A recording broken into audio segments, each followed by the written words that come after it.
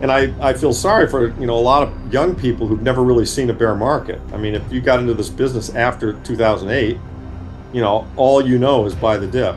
I would fully expect the price of Bitcoin will be over 100, end of this year, and a couple hundred a year or two out. And it appears to me like it's happening faster, that the cycles are getting faster, the amounts are getting bigger, etc. Now, one can debate a lot what that means. Does that mean, we go to hyper Bitcoinization in the 30s? I think that's pretty possible, actually.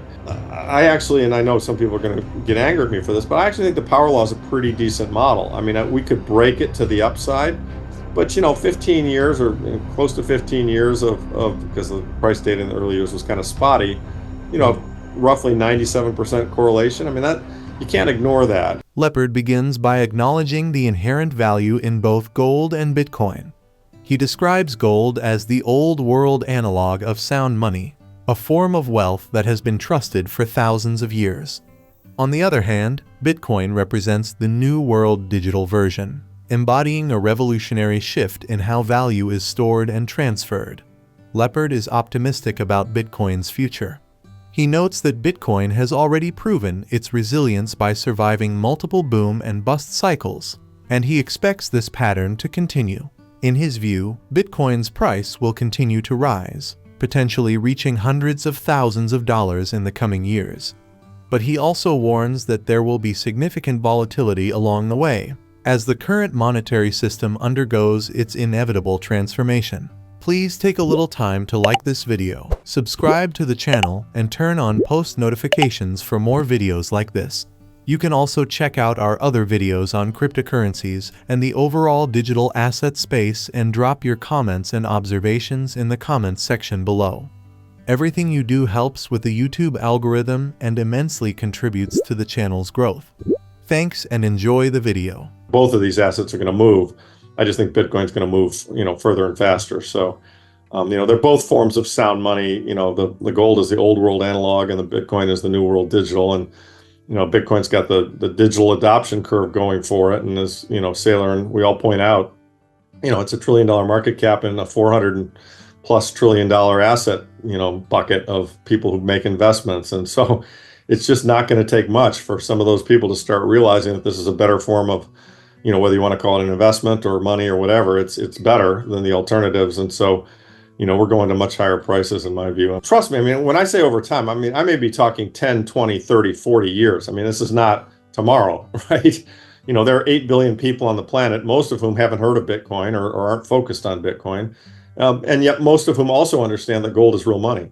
And, and so if you look at Asia as an example, India and China, I mean, citizens there, they're citizens there that have no clue what Bitcoin is, but they buy gold and silver all the time. And so it's going to take time for the change to take place, but it will take place, in my opinion, because the characteristics of Bitcoin are superior. It's Safe's point that you want to hold the soundest money out there, right? Gold is money, everything else is credit. But you're right. Since 71, gold has been, hugely demonetized. I mean, I always marvel, and I'm writing a book, and it's the chart is in this book. It shows that if, in 71, we were kind of on the gold standard. It was an exchange standard. It wasn't perfect, but one could take our money supply, one could divide it by the ounces of gold we had, the 261 million ounces, and one would come up close to $35 an ounce, which was kind of the reference price from Bretton Woods. If you did that same math today, gold would have to be at $90,000 an ounce. So what does that tell you? It tells you that we printed a whole lot of money. And I always laugh when Bitcoiners say, well, there's so much monetary premium in gold and it's going to get taken away. And I'm kind of like, well, yes and no. I mean, it's been pretty well, the monetary premium has been pretty well beat out of it because, there aren't many people who really regard gold as money anymore. I mean, it's jewelry for most people. And it appears to me like it's happening faster, that the cycles are getting faster, the amounts are getting bigger, etc. Now, one can debate a lot what that means. Does that mean, we go to hyper Bitcoinization in the 30s? I think that's pretty possible, actually. But, I don't think it's possible next year. I mean, right. Right. I mean, it's there are probably several more swings, up and down in this inflation, deflation, boom, bust cycle that we have. I mean, I would fully expect the price of Bitcoin will be over 100, end of this year, and a couple hundred a year or two out, but then of course, they might try and do something to fix the monetary system and it might correct. That's the nature of the game. And by the way, the people who are running the system, they're really good. They know how to change the rules. They know how to, they know how to keep us on our toes, and they will do things to keep their system alive because they obviously all benefit from it. I mean, a perfect example was '08. They started paying interest on excess reserves, and that's what prevented all that money they printed from going out into the system and creating inflation. I mean, there were a lot of us in '08 who thought, okay, this is it. We're going to have hyperinflation right here, right now. Well, no, they cooked up something to prevent that from happening. So, they will continue to, try to preserve their system, and they will probably be somewhat successful, but I think they're fighting a losing battle. I mean, I often joke that I think Jay Powell is playing a losing hand. That's my view. And I feel sorry for, a lot of young people who've never really seen a bear market. I mean, if you got into this business after 2008, all is buy the dip. And, Up only. Yeah, it's up and to the right, everything, literally everything. And that's because we've got the pedal to the metal on the monetary side, just creating more monetary units. And so, the stock market can continue to rally, but, in real terms, if inflation adjusted, doesn't look nearly as good. I actually, and I know some people are going to get angry at me for this, but I actually think the power law is a pretty decent model. I mean, we could break it to the upside, but 15 years or close to 15 years of because the price data in the early years was kind of spotty, roughly 97% correlation. I mean, that you can't ignore that. And so, we go to hundreds of thousands, and then we go to 1 million, and then we go to 5 million, and then we go to 10 million. I mean, and I'm talking decades here, not tomorrow, but decades as this better form of money becomes more widely adopted. And I think that's where, I'm out there doing podcasts, we're all advocating for Bitcoin, but honestly, I don't think, even if we didn't do all this stuff, I think it would happen anyway, just because it's a better choice. Right. Now I think we're all doing it because we want to see it happen faster. I know I'm doing it because I want to see it happen faster because I want my kids to benefit from it. And I think the faster it happens, the better off the world will be.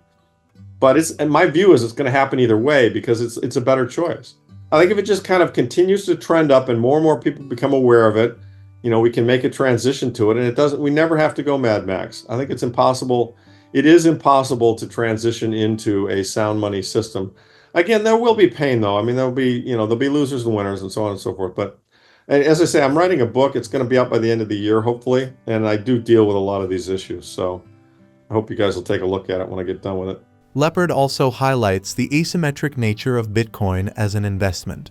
Unlike traditional companies, Bitcoin doesn't have a management team that can make poor decisions. It's governed by mathematical code, which makes it a highly reliable and predictable asset. This, combined with its fixed supply and increasing adoption, makes Bitcoin one of the most attractive investment opportunities in history. Lepard discusses the potential for Bitcoin to fundamentally change the way we think about money. He draws parallels between Bitcoin and other technological innovations, such as the invention of fire, flight, or the radio. Just as these inventions revolutionized human society, Bitcoin has the potential to do the same for the global financial system. Its fixed supply and resistance to manipulation make it a truly revolutionary form of money. This is the most I've been doing investing for 40 plus years. This is the most asymmetric thing I've ever seen. And what I love about it, I mean, I've always been investing in companies, they're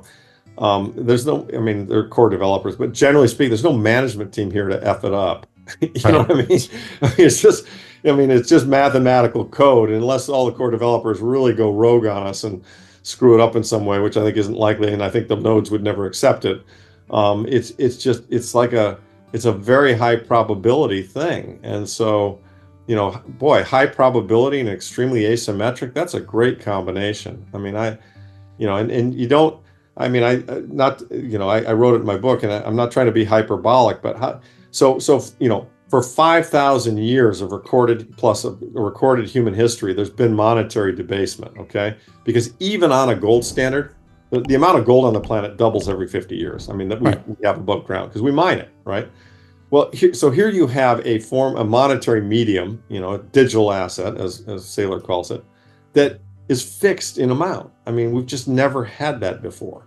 And people accepting it as money. And so, the notion of true digital scarcity and an asset that, goes up forever, Laura, I mean, it's unique. It's just really, really unique. And so that's why I liked your earlier comment where you said, I don't want to call this digital gold because there's never been anything like that. And I think that really is true. I mean, it'd be like trying to describe, fire to somebody who didn't know what fire was, or airplane flight to somebody, or radio or TV or what, I mean, it's new. It's just a completely new technical development. And and that's why I think that's why some people hate it. They're scared of it. And we're all trying to kind of wrap our arms around, what does this mean? The notion that you got a thing that, doesn't respond to price. There's no more of it if price goes up. There's the same amount. Like, whoa, never had something like that before. What is it? Yeah. And so, but I think on balance, it's quite positive, because I think the monetary debasement thing has been going on for thousands and thousands of years. And by stopping it, that to me that's a big benefit for mankind. The good news is, I mean, the amount of gold futures and options and the BIS and all the other countries and the Cayman Islands stuff that they used, to bomb it in 2013. I mean, those things don't exist. I mean, they've had a lot of time to figure out how to manipulate gold. They've really done it, and they've done a really good job of it. Robert Rubin was an old gold trader at J. Aron when he was at Goldman Sachs, and so they've got gold in a box. They haven't had as much time to figure out how to manipulate Bitcoin. And by the way, if they do manipulate it, they're going to get their face ripped off. I mean, gold has never gone up 5x in 9 months, right? whereas Bitcoin has. So, but there are, as long as there are derivatives. I mean, in my view, derivatives should be outlawed, because what they do is they basically make the person with the biggest purse, in charge of setting the marginal price. In other words, if you're, I mean, and guess what? When you own the printing press, you by definition have more money than anybody else, because you can print it. And I'm pretty sure that they take losses off balance sheet, and that I'm pretty sure, based on kind of national security, that there are all kinds of things that they do to keep these markets where they want them to be. And that, yes, over long periods of time, the underlying trends that you and I see do have to appear, because they can't hold things, they can't stand against the tide forever. But boy, at critical moments, I mean, you can just see their fingers coming in to change shit. Lepard is also realistic about the challenges ahead. He acknowledges that the transition to a Bitcoin-based financial system will not be painless. There will be winners and losers, and the process could take decades. However, he firmly believes that Bitcoin's inherent superiority will eventually lead to its widespread adoption. Lepard's analysis provides a compelling case for Bitcoin as the future of sound money. While gold will continue to play a role, especially in regions where it is culturally significant, Bitcoin's digital nature and fixed supply make it a superior form of money. As more people become aware of its advantages, Lepard expects Bitcoin's price to rise significantly over the coming decades. However, he also warns of the challenges and volatility that lie ahead. For those willing to navigate these challenges, Bitcoin represents one of the most asymmetric investment opportunities of our time. Please like and subscribe my channel.